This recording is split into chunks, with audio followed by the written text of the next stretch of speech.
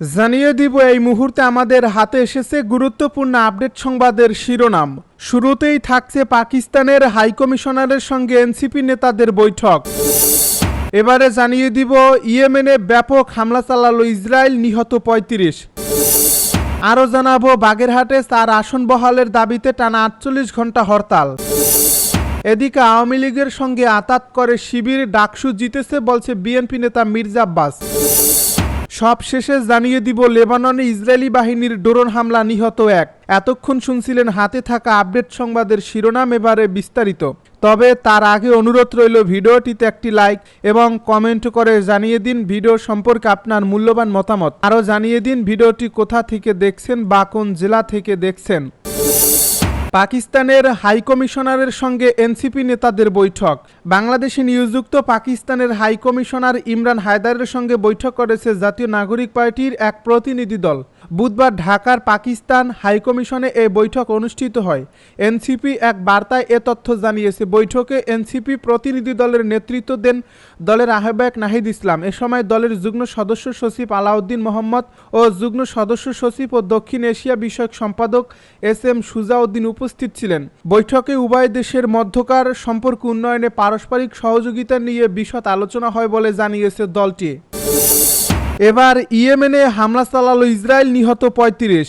ইয়েমেনের রাজধানী সানা ও আল জাওব প্রদেশে ইসরায়েলি বাহিনীর বিমান হামলায় অন্তত ৩৫ জন নিহত হয়েছেন। আহত হয়েছেন কমপক্ষে ১৩১ জন। নিহতের সংখ্যা আরও বাড়তে পারে বলে আশঙ্কা করা হচ্ছে। বুধবার এ হামলা চালানো হয় বলে এক প্রতিবেদনে জানায় আল জাজিরা।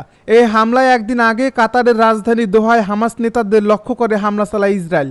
ইয়েমেনের স্বাস্থ্য মন্ত্রণালয়ের বরাতে আল জাজিরা জানায় সানার আল তাহারির এলাকার আবাসিক ভবন, একটি চিকিৎসা কেন্দ্র এবং আল জাওব প্রদেশের রাজধানী আল হাজমের সরকারি কম্পাউন্ডে ক্ষয়ক্ষতি হয়েছে। ধ্বংসস্তূপে অনেকেই আটকে থাকতে পারেন।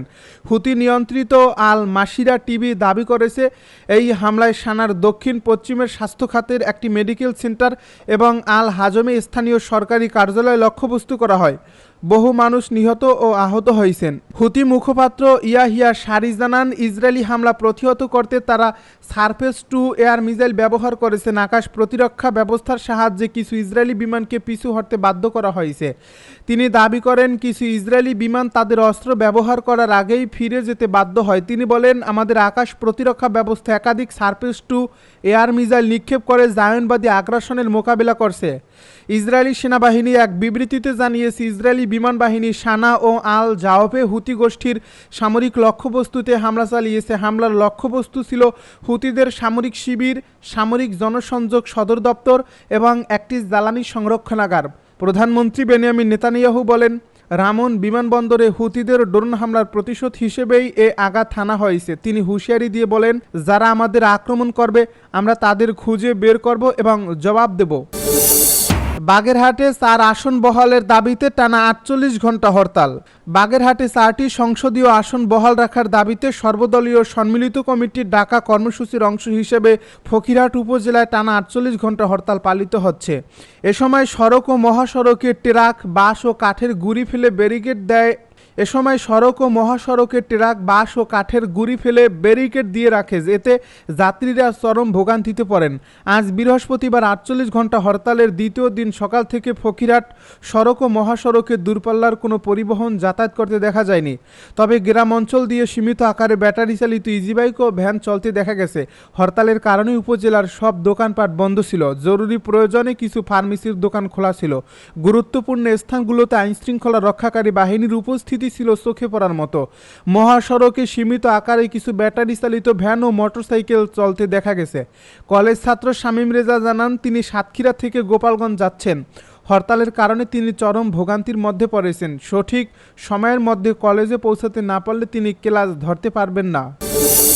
আওয়ামী লীগের সঙ্গে আতাত করে শিবির, ডাকসু জিতেছে বলছে বিএনপি নেতা মির্জা আব্বাস।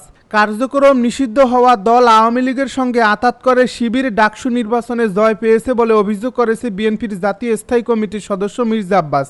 আজ বুধবার রাজধানীর এক অনুষ্ঠানে তিনি এসব কথা বলেন। বিএনপি নেতা মির্জা আব্বাস বলেছেন, আমি বলতে পারি না ঢাকা বিশ্ববিদ্যালয়ে জামায়াতে ইসলামীর এত ভোট কোত্থেকে এলো, আমার তো হিসাব মেলে না। তিনি এটাকে কারচুপি না বরং দেশে গভীর ষড়যন্ত্রের আভাস হিসেবে দেখছেন। কারণ হিসেবে তিনি ব্যাখ্যা করেন, যখনই তারা বিভিন্ন দল একসঙ্গে বসে তখন জামায়াত ইসলামীর নেতারা বারবার উল্লেখ করেন যে ভাই খেয়াল রাখেন আওয়ামী লীগ যেন আর কোনো দিন আসতে না পারে। তিনি অভিযোগ করে বলেন, আমরা সেভাবেই চললাম, আর তলে তলে আওয়ামী লীগের সঙ্গে আঁতাত করে ছাত্রলীগের সব ভোট জামায়াত নিয়ে নিল।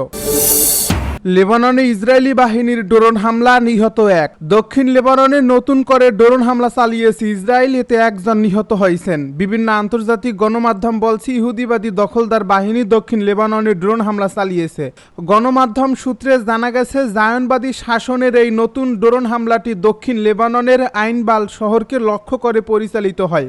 সূত্রগুলো জানিয়েছে, আইনবাল ও আল বাজুরিয়া শহরের মধ্যবর্তী সড়কে একটি মোটরসাইকেলকে লক্ষ্য করে এই হামলাটি চালানো হয়। আল মায়াদিন জানিয়েছে, এই হামলায় একজন লেবানিজ নাগরিক নিহত হয়েছেন। এই হামলার বিষয়ে তাৎক্ষণিকভাবে কোনো মন্তব্য করেনি ইসরায়েলি সেনাবাহিনী।